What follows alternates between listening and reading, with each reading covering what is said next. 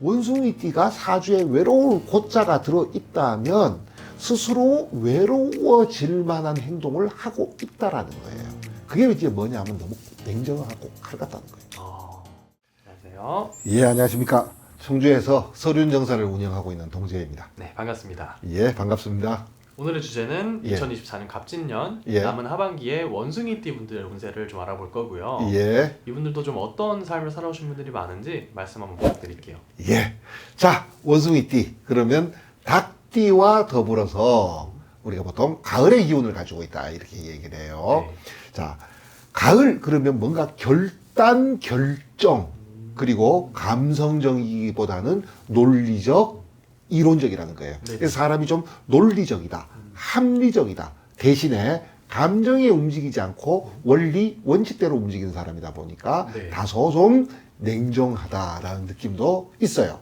자, 그런데 원숭이띠와 닭띠의 차이를 얘기하면요. 네. 일단 닭띠는 최소한 겉으로 볼 때는 좀 뭐라 그러나 이게 좀 부드럽다? 약간 여성적 이렇게 얘기하면 돼. 똑같은 이제 금의 기운, 결단, 결정 이렇게 얘기하지만 네.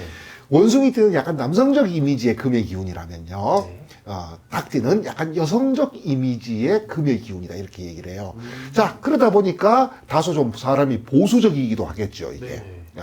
그런 다음에 또 이 원숭이띠라는 것 자체가 약간 역마성을 가지거든요. 자, 역마성을 가진 띠들이 보면요. 대표적인 예가 이제 우리가 범띠, 원숭이띠, 그 다음에 뱀띠, 돼지띠. 요 네 띠가 보면 역마성을 가지고 있거든요. 네. 역마성을 가지고 있는 사람들이 보면 대체로 약간 저돌성이 좀 있어요. 특히나 원숭이띠는 가을의 기운이라 그랬잖아요. 네. 가을 다음 계절은 겨울이잖아요. 그쵸. 겨울 혹한기를 앞두고 있거든요. 그러니까 심리적으로 어떤 심리가 있느냐 하면요. 시간 여유가 많지가 않잖아요. 네. 딱 겨울이 오면 못 한단 말이에요, 이게. 게다가 봄이나 여름은 그래도 아직 좀 겨울까지 느긋하게 계획을 짤 수가 있는데 네. 가을은 지금 느긋하게 계획을 못 짜거든요, 이게. 그래서 결단력이 좋은 거예요.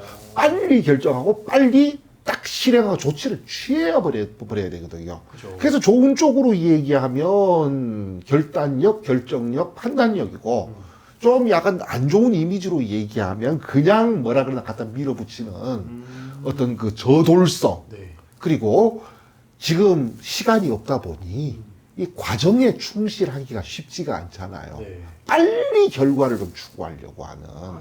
좀 어느 정도 결과 지향적인 부분도 없잖아 있어요. 맞아요. 자, 거듭 드리는 말씀으로 현대사회에서는 직업이 1000가지가 넘다 보니 네. 잘 써먹으면 이건 능력이 되는 거고 못 써먹으면 단점이 되는 건데 네. 본인 입장에서 원숭이띠의 가장 큰 단점은 뭐냐 하면 있잖아요. 이 원숭이띠를 천고성이라 그래요. 자, 글자 그대로 외로울 고자가 들어가 있어요, 이게. 그래서 보통 우리가 원숭이띠 그러면 이제 약간 초년 쪽에서 네네. 그 다음에 태어난 달에 들어가 있으면 청장년기에 그 다음에 뭐 일기나 시에 들어있으면 뭐 장년기, 노년기에 어떤 외로움이라고 하는 속성이 좀 들어가 있다는 거예요. 자, 근데 이 외로움이 어떤 외로움이냐면 그렇다고 해가지고 그런 해석을 하시는 분들도 제가 가끔 봤어요. 뭐냐니까 이거 중년기에 외로울 고자가 청고성이 들어와서 닭띠 운이 들어왔다, 원숭이띠 운이 들어왔다는 거예요. 네네. 청고성이 들어와가지고 부부간에 해로하기 어렵겠네. 이거는 말도 안 되는 소리고 군중 속의 고독이라 그래. 객관적으로 봤을 때 이 사람은요 외로울 이유가 없어요.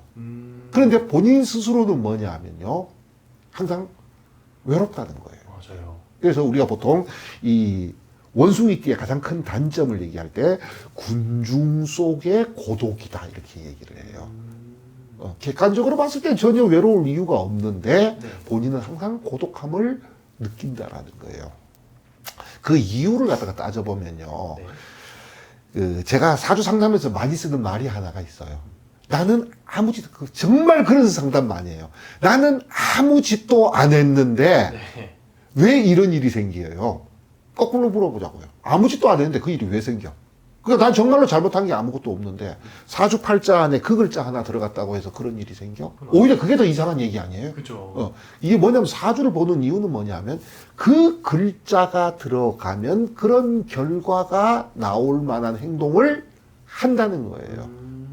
즉 원숭이띠가 사주에 외로울 고자가 들어있다면 스스로 외로워질 만한 행동을 하고 있다라는 거예요. 그게 이제 뭐냐면 너무 냉정하고 칼 같다는 거예요. 아, 사람이 좀 차갑다 그러잖아요. 네네. 글자가 들어 차갑다 그러잖아요. 이게 이 순수하게 자꾸 합리적, 논리적으로 움직이고 약간 비감성적으로 움직이기 때문에 움직이기 때문에 결국은 어느 정도의 거리감이 있을 수밖에 없다라는 거죠. 진짜 깊은 관계가 좀 어려울 수도 있고. 어려울 수가 있죠. 그렇죠. 그러니까 내가 문을 열지 않았는 거예요, 사실은. 그러다 보니까 결과론적으로 본인은 나는 참 잘해준다고 잘해줬는데 네. 그리고 난 분명히 내가 이치에 맞고 합당하게 행동했는데 왠지 모르게 외롭고 쓸쓸하다 이렇게 얘기를 해요. 상대방한테 필요한 건 또 그런 냉정한 판단이 아니고 어, 공감을 해주고 그런 그렇지. 그래. 가을에 제가 약간 가을에 기운이거든 사주를 보면. 그러니까 이런 말 하잖아요. 인간적으로 좀 멀리 하는 게 좋은 사람이 있어요. 가까이 둬가지고 나한테 이득이 없는 사람이 있어요. 네. 여러 부류가 있는데 그 중에 하나가 뭐냐 하면요. 내가 틀린 말 했어. 내가 없는 말 했어. 이런 말 자주 쓰는 사람 옆에 두지 마라 그래요. 왜? 내가 힘들어져. 내가 정신적으로요. 안 좋아져요, 이게. 네네.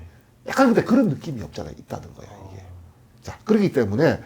자, 그러다 보니까 이 원숭이띠도 역시 있잖아요. 닭띠와 더불어서 종교성이 좀 강해요. 종교성이 강해. 이게 실제로 보면요. 그, 어떻게 보면 종교에 어떻게 보면 그 봉신하시는 분들이 네. 꽤 많이 보이는 띠 중에 하나가 이 원숭이띠예요, 이게. 왜? 본인의 어떤 그 고독함을 갖다가 이제 종교나 철학으로 좀 해결해 보자고. 근데 이게 상당히 좋은 거예요. 우리가 보통 종교성을 갖다가 갖는 것이 굉장히 좋은 띠가 몇 가지 있는데요. 네네. 그 중에 하나가 원숭이띠예요. 제가 이렇게 원숭이띠에 대해서 설명을 했는데 있잖아요. 네. 아니요, 저는요, 우리 마누라하고도 우리 남편하고도 애정이 넘치고요. 뭐 그렇게 외롭지 않고 잘 살고 있어요. 라고 하면 종교 생활을 하시는 분들이 굉장히 많다. 이렇게 얘기할 정도로 네. 종교성이 좀 강합니다. 자, 원숭이띠 2024년 하반기. 자, 아직은 누가 뭐라 그래도 삼재 안에 있어요. 맞네요. 삼재도 참 지겨워요. 뭐가 한번 들어오면 3년씩 가냐고, 이게. 네. 그러니까 상담하다 보면 그놈의 삼재 얘기 좀 이제 좀 그만 좀 하세요, 좀. 지긋지긋해요. 말하는 저도 지긋지긋해. 계속 삼재 얘기를 하다 보니까. 끝났어요. 이제 그 끝나가. 이제 삼재의 마지막 해를 우리가 화개살이라고 얘기해요. 네네. 화려한 것에 뚜껑이 좀 덮여 있다 이렇게 얘기하거든. 즉 나의 재능이라든가 재주가 뚜껑이 덮여 있다 보니까 발휘가 잘 안 된다는 거예요, 이게. 예. 그래서 본인 스스로는 굉장히 답답할 수밖에 없는 거지, 이게. 자, 그런 답답함이 아직은 좀 유지가 된다. 가을까지는요. 자, 이면에 있잖아요. 자, 이제 이 지겨웠던, 지긋지긋했던 삼재가 이제 한 11월쯤이면 네. 이제 좀 끝나간다라는 느낌이 들어가요, 이제. 피부에 와닿. 실제로는요, 8월 달부터 이제 슬슬 끝났어요. 끝나가. 근데 항상 보면 한 템포 늦게 피부에 와닿거든. 그래서 제가 11월 달이라고 말씀을 드린 이유가 이제 그때쯤 되면, 실제로는 이제 8월 달 되면 거의 끝나가는데, 11월 달, 12월 달 되면 이제 피부에 와닿기 시작해요. 이 지긋지긋했던 삼재인지 뭔지인지가 이제 네. 끝나간다. 이런 느낌 좀 들어요. 자, 그러면서 화개살의 기운 중에 하나가 복고라는 말을 써요. 복고요? 옛날로 돌아간다.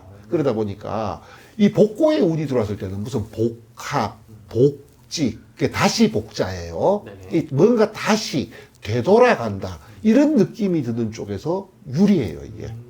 유리하고 또 그렇게 해주는 것도 나쁘지는 않아요. 네. 자, 그런데 여기에서 안 하는 게 좋은 게 하나가 있어. 인간관계 쪽이에요. 인간관계요. 예.